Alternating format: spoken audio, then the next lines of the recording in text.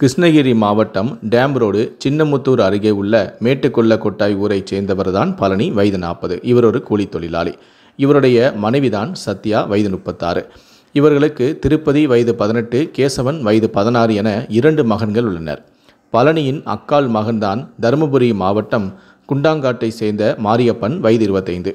இவர் அந்த பகுதியிலுள்ள ஒரு பேக்கரி கடையில் வேலை செய்து வந்துள்ளார். இவர் பழனியின் வீட்டில்தான் தங்கியிருந்தார். அவருக்கும் சத்யாவிற்கும் இடையே பழக்கம் ஏற்பட்டு நாளடைவில் அது கள்ளக்காதலாக மாறியது. இதனை அறிந்த பழனி மற்றும் அவருடைய மகன்கள் சத்யாவை கண்டித்துள்ளனர். ஆனாலும் சத்யா தன்னுடைய கள்ளக்காதலை கைவிடவில்லை. வீட்டில் யாரும் இல்லாத போது இருவரும் அடிக்கடி தனிமையில் உல்லாசம் அணிவித்து வந்திருக்கிறார்கள். நேற்று காலை பழனி வேலைக்கு சென்று விட்டார்.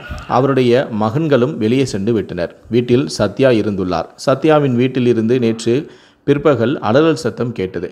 இதை கேட்டு அக்கம் பக்கத்தில் இருந்தவர்கள் அங்கு ஓடிச் சென்று பார்த்துள்ளனர். அப்போது அங்கு கட்டிலில் கழுத்து அறுக்கப்பட்ட நிலையில் இரத்த வெள்ளத்தில் சத்யா பிணமாக கிடந்தார். அருகிலேயே மாரியப்பனும் கழுத்து அறுக்கப்பட்ட நிலையில் உயிருக்கு போராடி கொண்டு இருந்தார். இதனை பார்த்து அதிர்ச்சியடைந்த அவர்கள் போலீசாருக்கு தகவல் தெரிவித்துள்ளனர். போலீசார் சம்பவ இடத்திற்கு விரைந்து சென்றனர். அவர்கள் படுகாயத்துடன் கிடந்த மாரியப்பனை மீட்டு சிகிச்சைக்காக கிருஷ்ணகிரி அரசு மருத்துவக் கல்லூரி மருத்துவமனைக்கு அனுப்பி வைத்தனர். மேலும் கழுத்தை அறுத்து கொலை செய்யப்பட்ட சத்யாவின் உடலை மீட்டு பிரேத பரிசோதனைக்காக கிருஷ்ணகிரி அரசு மருத்துவக் கல்லூரி மருத்துவமனைக்கு அனுப்பி வைத்தனர். அங்கு உயிருக்கு ஆபத்தான நிலையில் மாரியப்பன் சிகிச்சை பெற்று வருகிறார்.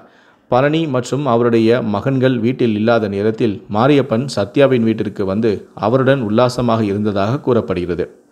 அந்த நேரம் வீட்டுக்கு வந்த சத்யாவின் மகன்களோ அல்லது கணவனோதான் சத்யாவை கொலை செய்துவிட்டு அவருடைய கள்ளக்காதலின் கழுத்தை அறுத்தார்களா அல்லது மாரியப்பன் சத்யாவின் கழுத்தை அறுத்து கொலை செய்துவிட்டு தற்கொலைக்கு முயற்சி செய்தாரா என்பது தெரியவில்லை. இருந்தாலும் கொலையாளி யார் என்பது குறித்து போலீசார் தற்போது தீவிரமாக விசாரணை நடத்தி வருகிறார்கள்.